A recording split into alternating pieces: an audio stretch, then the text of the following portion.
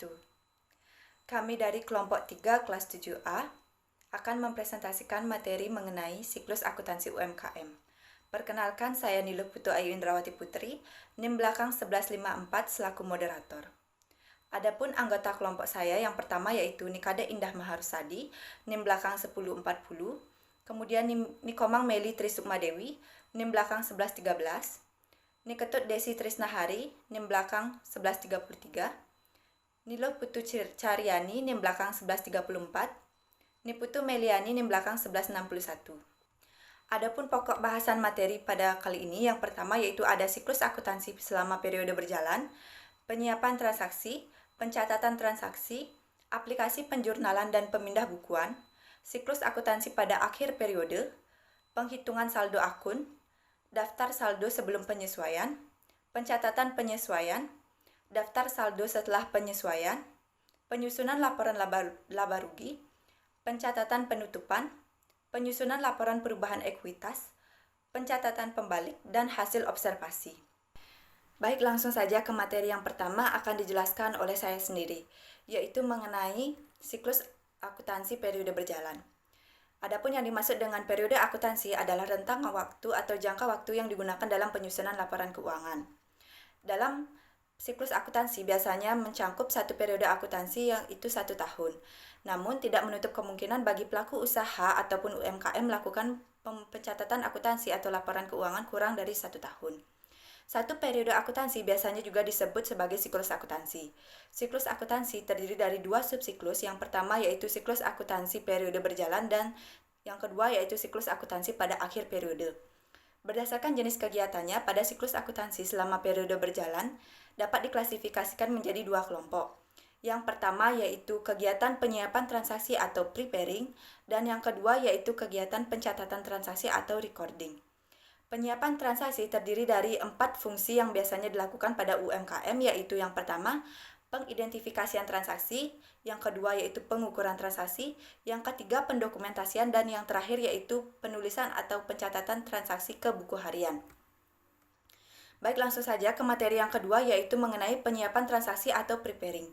Yang pertama dilakukan dalam penyiapan transaksi atau preparing yaitu pengidentifikasian, di mana pada pengidentifikasian pelaku bisnis harus bisa membedakan atau mengidentifikasi peristiwa ekonomi atau transaksi ekonomi dan peristiwa non-ekonomi atau transaksi yang non-ekonomi, di mana peristiwa bisnis disebut peristiwa ekonomi atau transaksi jika memenuhi 2 kriteria yaitu bersifat keuangan dan menyebabkan perubahan di elemen-elemen laporan keuangan.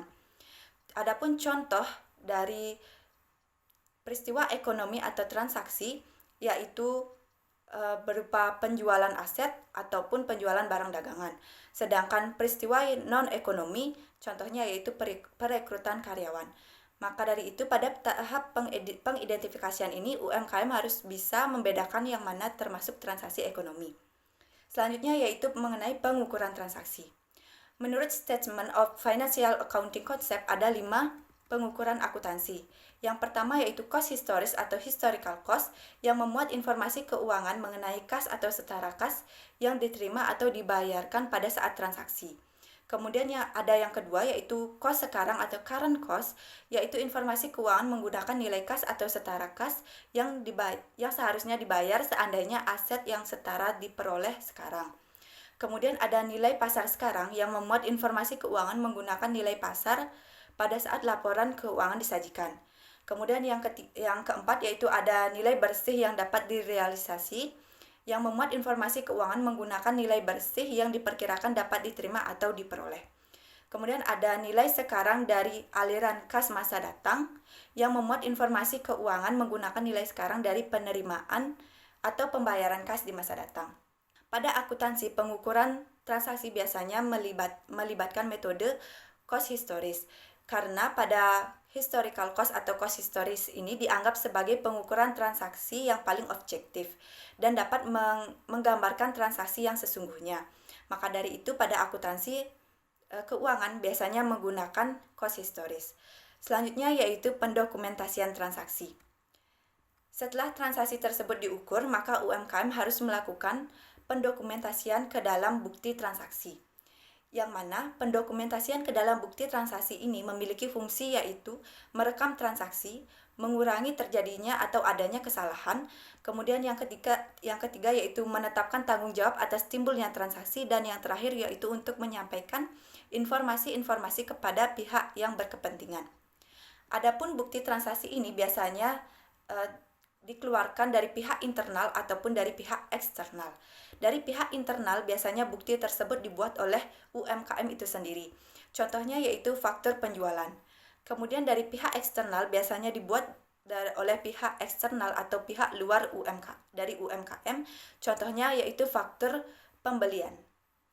Kemudian ada pada tahap persiapan yang terakhir yaitu ada penulisan transaksi ke buku harian. Pada usaha mikro, kecil, dan menengah atau UMKM sangat penting untuk melakukan penulisan transaksi ke buku harian. Hal ini dikarenakan sangat banyak ada bukti-bukti transaksi yang biasanya bukti-bukti tersebut akan digolongkan atau dikelompokkan ke dalam jenis-jenis atau dari masing-masing transaksi. Maka dari itu sangat penting adanya narasi atau deskripsi lebih lanjut mengenai bukti transaksi yang biasanya dicantumkan ke dalam buku harian dari UMKM. Sekian materi yang dapat saya sampaikan. Terima kasih. Baik, di sini saya akan melanjutkan mengenai pencatatan transaksi oleh usaha mikro, kecil, dan menengah atau UMKM. Pencatatan transaksi usaha adalah kegiatan mencatat setiap transaksi yang berhubungan dengan kegiatan usaha.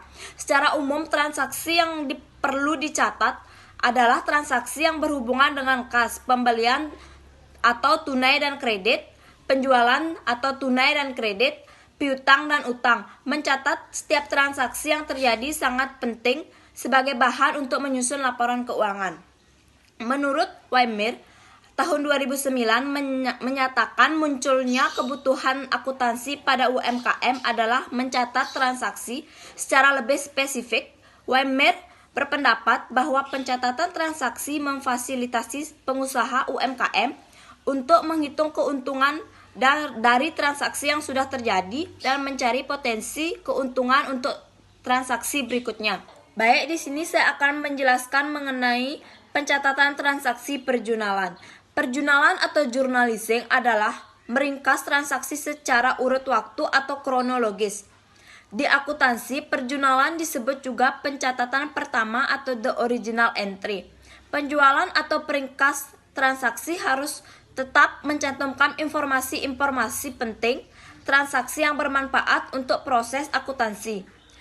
Jenis informasi yang harus terekam di perjunalan bergantung pada kebutuhan UMKM. Sebagai contoh, UMKM yang membayar honorarium berdasar jumlah penjualan atau sales yang dihasilkan tenaga pemasaran, maka akan membutuhkan informasi tentang karyawan-karyawan yang terlibat di setiap transaksi penjualan.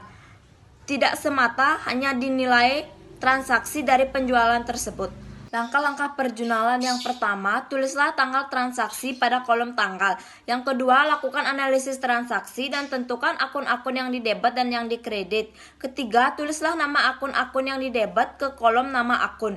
Yang keempat, di bawah akun-akun yang didebet, tulislah akun-akun yang dikredit. Akun yang dikredit ditulis menjolok ke dalam dibanding akun yang didebet. Yang kelima, dalam tanda kurung, tulislah deskripsi singkat di bawah akun-akun. Yang keenam, tulislah nilai rupiah untuk masing-masing akun ke salah satu kolom debit atau kredit sesuai dengan akunnya. Akun yang didebet, maka penulisan nilai rupiah di kolom debit, dan akun yang dikredit maka penulisan nilai rupiahnya di kolom kredit.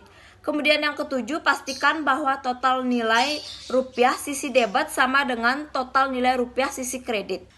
Informasi yang dicantumkan di akun terkait dengan fungsi pemindahbukuan lazimnya meliputi yang pertama, tanggal transaksi, yang kedua deskripsi singkat, yang ketiga nilai moneter, yang keempat posisi nilai moneter debit atau kredit. Baik, sekian yang dapat saya sampaikan. Selanjutnya akan dilanjutkan oleh teman saya. Terima kasih.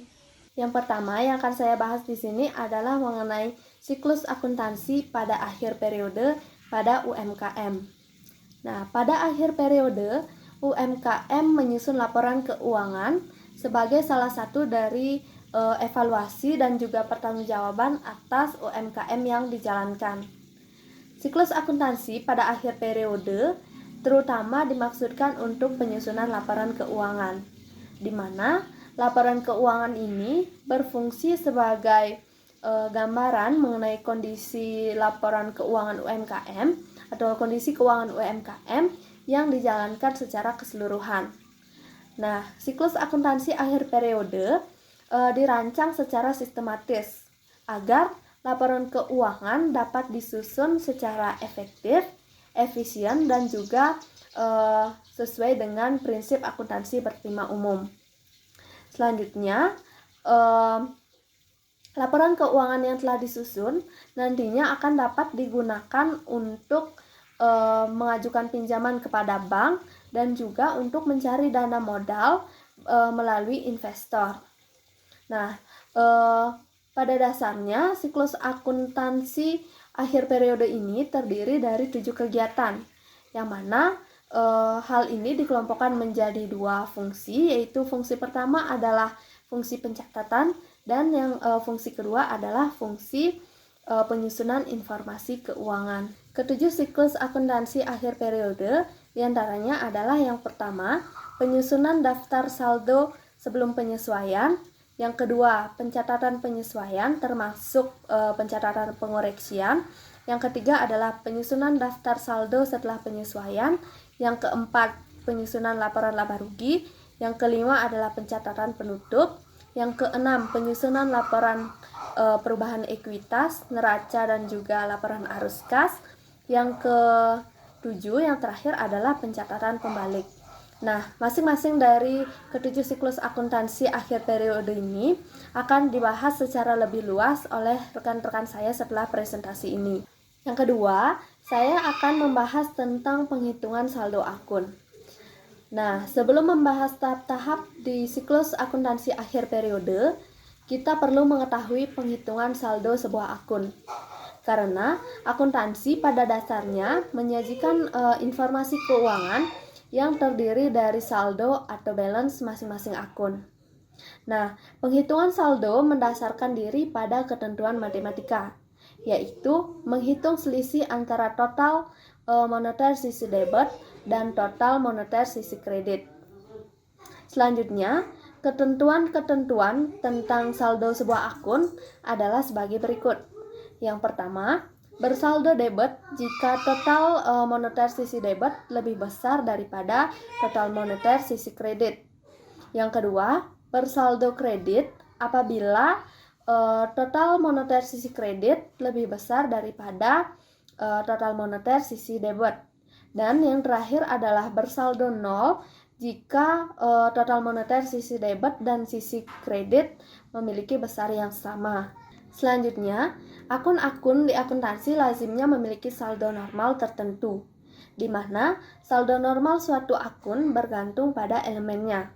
Nah, elemen-elemen yang dimaksudkan adalah yang pertama, akun-akun yang merupakan penggunaan dana, yaitu elemen aset, biaya, dan pengembalian ekuitas bersaldo normal di debit.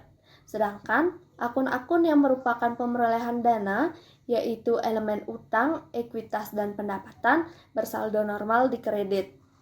Nah, sifat saldo normal yang barusan saya sampaikan merupakan representasi dari persamaan akuntansi, yaitu aset ditambah biaya ditambah pengembalian ekuitas sama dengan utang ditambah ekuitas ditambah pendapatan, di mana sisi kiri mencerminkan jenis-jenis penggunaan dana, sedangkan sisi kanan mencerminkan sumber-sumber pemerolehan dana. Sekian presentasi yang dapat saya sampaikan, selanjutnya akan dilanjutkan oleh rekan saya.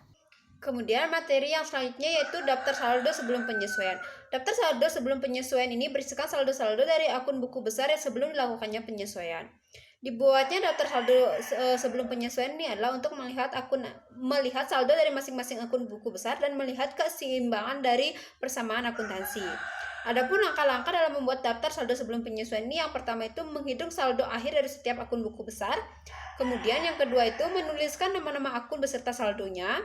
Kemudian yang ketiga itu adalah menghitung total kolom debit dan kredit dalam saldo sebelum penyesuaian ini yang berbentuk seperti jurnal untuk melihat keseimbangan apakah debit dan kreditnya itu sudah balance. Materi yang selanjutnya yaitu pencatatan penyesuaian.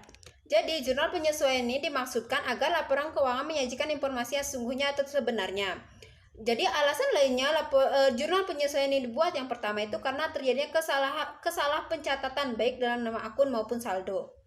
Kemudian memang ada beberapa akun yang harus disesuaikan pada akhir tahun atau akhir periode.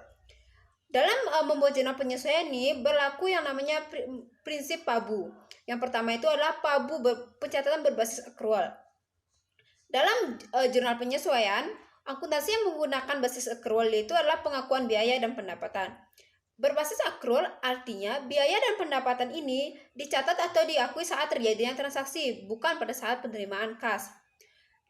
Dalam UKM, penggunaan prinsip accrual ini atau berbasis accrual ini lebih baik daripada berbasis kas.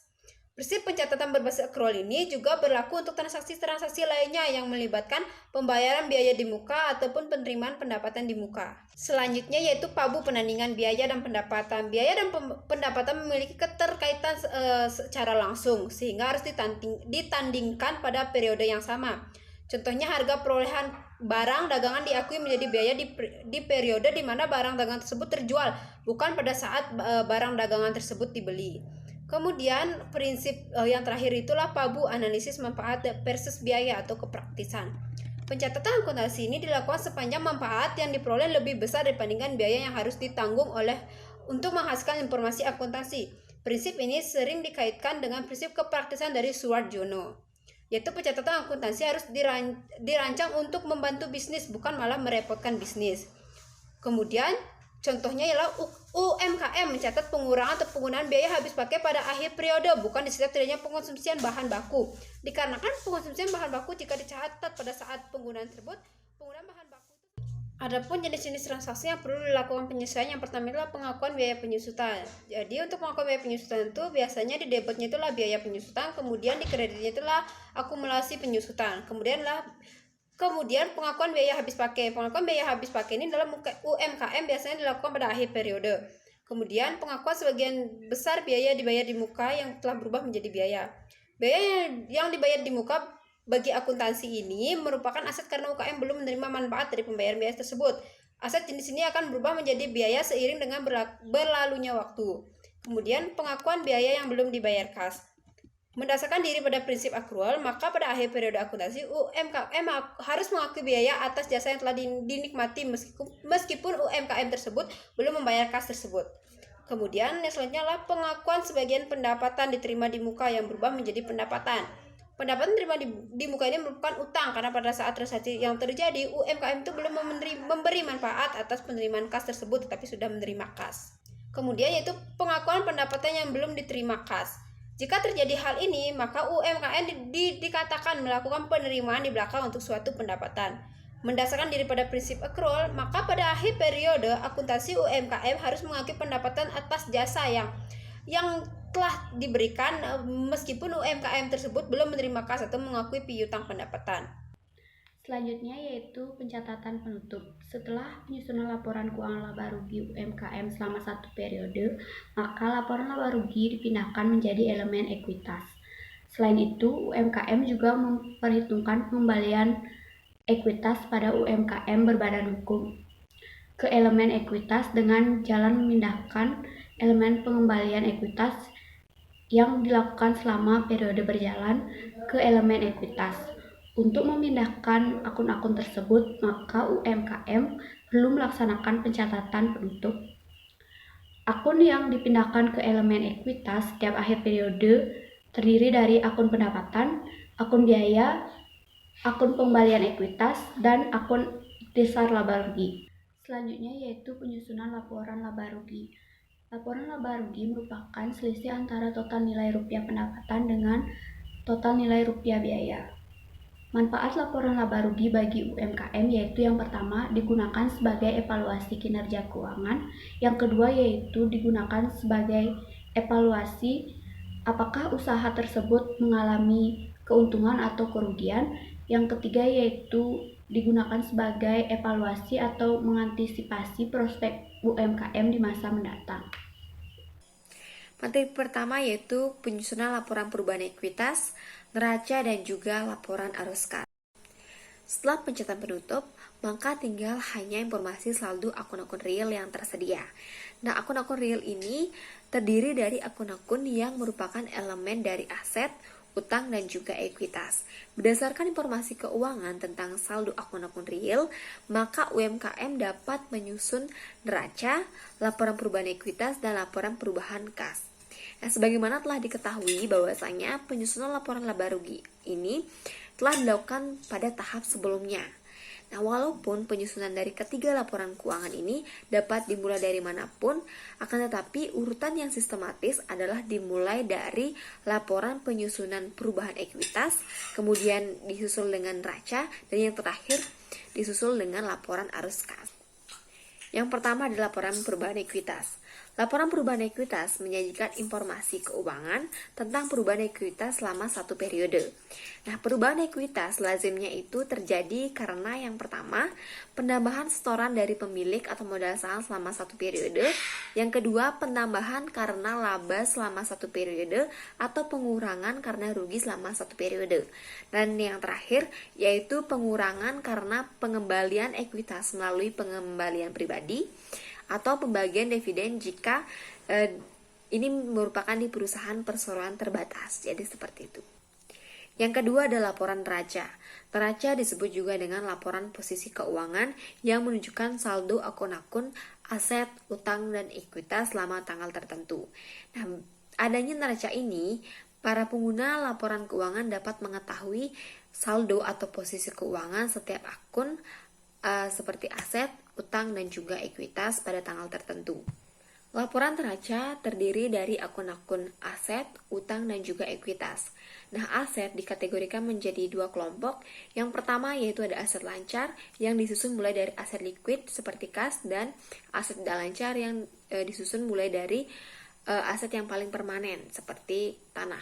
Kemudian utang. Nah, utang disusun berdasarkan periode pelunasan utang, yang mana utang yang dicantumkan di dalam neraca mulai dari utang lancar dilanjutkan dengan utang tidak lancar atau disebut juga dengan utang jangka panjang.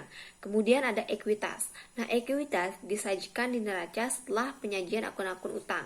Nah, di UMKM atau maupun perseroan terbatas, ekuitas terdiri dari akun modal saham, laba ditahan, dan juga akun-akun ekuitas lainnya seperti misalnya agio saham dan lain sebagainya.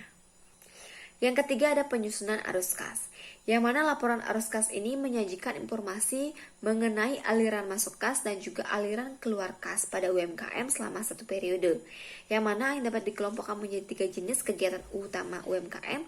Yang pertama yaitu adalah kegiatan operasi, yang kedua kegiatan investasi, dan yang ketiga ada kegiatan pendanaan. Nah, kegiatan operasi ini meliputi transaksi-transaksi yang berkaitan dengan pengeluaran biaya dan pemerolehan pendapatan untuk menghasilkan laba dari kegiatan UMKM tersebut. Kemudian, kegiatan investasi meliputi transaksi-transaksi yang berkaitan dengan pembelian dan penjualan aset untuk investasi yang dilakukan oleh UMKM. Kemudian, kegiatan pendanaan ini meliputi transaksi-transaksi pemerolehan dan juga penggunaan dana dari UMKM tersebut. Nah, selanjutnya materi kedua yaitu pencatatan pembalik. Nah, setelah menyelesaikan penyusunan laporan keuangan pada dasarnya, akuntansi telah menyelesaikan atau menjalani satu siklus secara penuh. Namun demikian, UMKM harus menyiapkan akuntansi untuk melakukan pencatatan untuk periode selanjutnya. Nah, untuk kepentingan tersebut, maka UMKM dapat melakukan pencatatan pembalik. Yang mana pencatatan pembalik ini merupakan pencatatan yang dimaksudkan untuk membalik beberapa pencatatan yang dilakukan di pencatatan penyesuaian terkait dengan beberapa akun yang muncul akun-akun baru seperti itu. Nah, dengan pencatatan pembalik ini, maka pencatatan penyesuaian atas beberapa akun seakan dibatalkan. Nah, pencatatan penyesuaian yang dibalik ataupun dibatalkan ini adalah pencatatan penyesuaian atas transaksi-transaksi yang membawa konsekuensi di periode berikutnya. Nah, pencatatan pembalik ini dilakukan untuk meminimalkan risiko kesalahan pencatatan pada periode selanjutnya. Jadi seperti itu. Kemudian yang selanjutnya yaitu hasil observasi UMKM. Dalam hal ini, kelompok kami mengambil dua jenis UMKM. Yang pertama itu yang tergolong dalam usaha kecil bernama UMKM Anita Mosaik. Kemudian yang kedua itu adalah UMKM yang tergolong dalam usaha mikro yang bernama Custom Neon Slice. Untuk UMKM Anita Mosaik ini merupakan UMKM dengan nama pemilik Inengah Kita yang berlokasi di Jalan Raya Tegalalang, Banjargentong, Tegalalang, Gianyar, Bali. Jadi, UMKM ini bergerak dalam menjual produk hasil kerajinan tangan yang berupa gerabah yang diberi warna atau disebut dengan mozaik yang berfungsi sebagai hiasan interior dan eksterior. Adapun sasarannya yaitu adalah wisatawan yang berkunjung ke daerah Gianyar, baik itu wisatawan mancanegara maupun wisatawan lokal. Jadi UMKM Anita Mosaik ini sebelum pandemi penjualan per tahunnya itu mencapai sekitar 1 miliaran dengan keuntungan per bulan kurang lebih sebesar 40 juta rupiah. Sedangkan sekarang ini di masa pandemi, adapun omset penjualan dari Anita Mosaik ini hanya berkisar 500 juta. Dengan keuntungan rata-rata per bulannya itu mencapai 20 juta rupiah.